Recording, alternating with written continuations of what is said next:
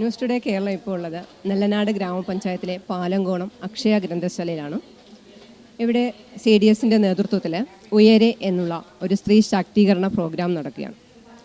ഇതിനെക്കുറിച്ച് CDS chairperson Hasina ബിബി വിശദീകരിക്കും. കുടുംബശ്രീ ജില്ലാ മിഷൻ്റെ അറിയിപ്പിൻ പ്രകാരം നമ്മൾ എല്ലാ CDSകളിലും കുടുംബശ്രീ കുടുംബാംഗങ്ങളെ ഒത്തൊരുമിച്ച് കൊണ്ടുള്ള കുടുംബശ്രീ അംഗങ്ങളെയും കുടുംബാംഗങ്ങളെയും ഒത്തൊരുമിച്ച് കൊണ്ടുള്ള ഹാപ്പി കേരളം എന്ന പ്രോഗ്രാമാണ് ഇവിടെ നടക്കുന്നത്. നയി ചേതന ക്യാമ്പയിൻ്റെ ഭാഗമായിട്ടാണ് ഈ പ്രോഗ്രാം നടത്തുന്നത്. ഇപ്പോൾ ഒരുപാട് ഇടുങ്ങിയ ചിന്താഗതികൾ കുടുംബശ്രീ അംഗങ്ങൾക്കിടയിലും അല്ലെങ്കിൽ ഇപ്പോൾ ഇത് സമൂഹത്തിൽ ഒരു ഒത്തൊരുമിച്ചുള്ള പ്രവർത്തനങ്ങൾ വളരെ കുറവാണ്. അപ്പോൾ നമുക്ക് കുടുംബശ്രീ അംഗങ്ങൾക്കിടയിൽ ഒരു കുടുംബാംഗങ്ങളിൽ മാനസിക ഉല്ലാസം നടത്തണം എന്നുള്ള തീരുമാനപ്രകാരമാണ് അവരുടെ ഒരുപാട് പ്രശ്നങ്ങൾ ജീവിക്കുന്ന കുടുംബശ്രീ വനിതകൾക്ക് അവർക്ക് ഇതിൽ കൂടി ഒരു മുതൽക്കൂട്ടായിട്ട് അവർക്ക് കുറച്ച് സമയം അവരുടെ മാനസിക പിരിമുറുക്കമൊക്കെ ഒന്ന് അയവിറക്കിക്കൊണ്ട് നല്ല രീതിയിലൊരു സന്തോഷപ്രദമായ ഒരു സംവിധാനം ഉറപ്പുവരുത്തുന്നുള്ള രീതിയിൽ കുടുംബശ്രീ സ്നേഹിത ടീമിൻ്റെ കുടുംബശ്രീ ജില്ലാ മിഷൻ്റെയും ടീം പ്രകാരം നയി ചേതന ക്യാമ്പയിൻ്റെ ഭാഗമായി ഹാപ്പി കേരളം എന്ന പ്രോഗ്രാം നടപ്പിലാക്കുന്നത്. അതിനോടനുബന്ധിച്ച് നെല്ലനാട് ഗ്രാമപഞ്ചായത്ത് കുടുംബശ്രീ CDSൻ്റെ പാലത്തറ ADSൽ വെച്ച് CDSൻ്റെ ഔദ്യോഗികമായ ഈ പ്രോഗ്രാം ഹാപ്പി കേരളം എന്ന പ്രോഗ്രാം നെല്ലനാട് ഗ്രാമപഞ്ചായത്തിൻ്റെ ബഹുമാന്യനായ പ്രസിഡന്റ് ശ്രീ ബാബുരാജ് അവർ ഉദ്ഘാടനം നിർവഹിക്കുന്നു.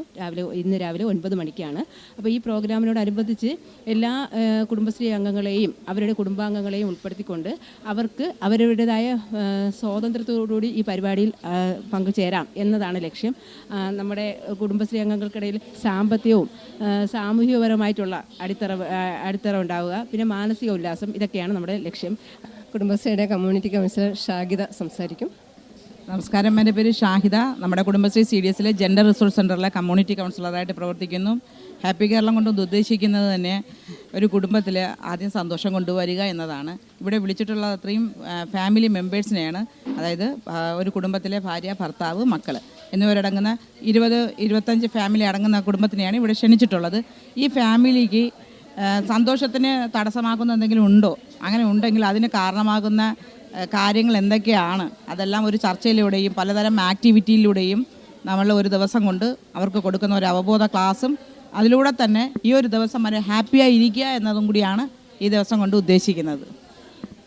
സ്ത്രീ ശാക്തീകരണത്തിന് ഉതകുന്ന തരത്തിലുള്ള പരിപാടികളാണോ ഇന്ന് നടക്കുന്നത് ഇവിടെ? തീർച്ചയായും സ്ത്രീ ശാക്തീകരണത്തിന് ഉതകുന്ന പരിപാടി തന്നെയാണ്. എന്തൊക്കെയാണ് പരിപാടി എന്ന് ഉദ്ദേശിക്കുമ്പോഴത്തേക്കും ഇപ്പോൾ ഇതിൽ ഒട്ടുമിക്കവർക്കും ചിലപ്പോൾ ജോലിയില്ലാത്തവർക്ക് നമ്മുടെ കുടുംബശ്രീ സംവിധാനം വഴി സംരംഭം തുടങ്ങാനുള്ള കാര്യങ്ങൾ ചെയ്തു കൊടുക്കുന്നുണ്ട്. അതുപോലെ വിഷമഘട്ടങ്ങളിൽ ഉതകുന്നതാണ് നമ്മുടെ GRC വഴി പ്രവർത്തിക്കുന്ന സ്നേഹിത. അതുവഴി അവർക്ക് മെൻ്റൽ സപ്പോർട്ടും കൗൺസിലിംഗ് സേവനങ്ങളും കൊടുക്കുന്നുണ്ട്.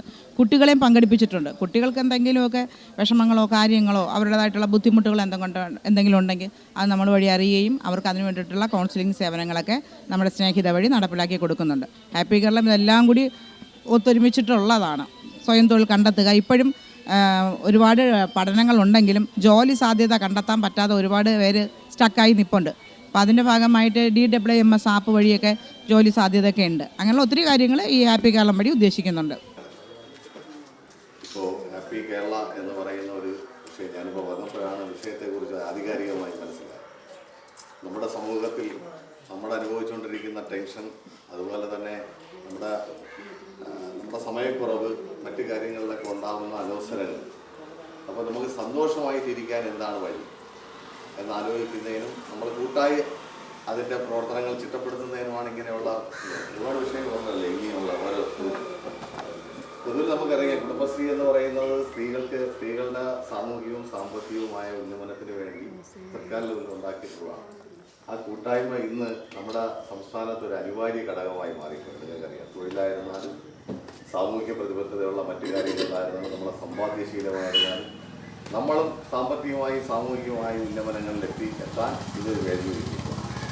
നമുക്കറിയാം, നമ്മുടെ സംസ്ഥാനത്ത് ഏകദേശം 50-ന് മുകളിൽ ശതമാനം സ്ത്രീ സംവരണം തദ്ദേശ സ്വയംഭരണ സ്ഥാപനങ്ങൾക്ക് കൊടുക്കുന്ന ഒരു സംസ്ഥാനം കൂടിയാണ്.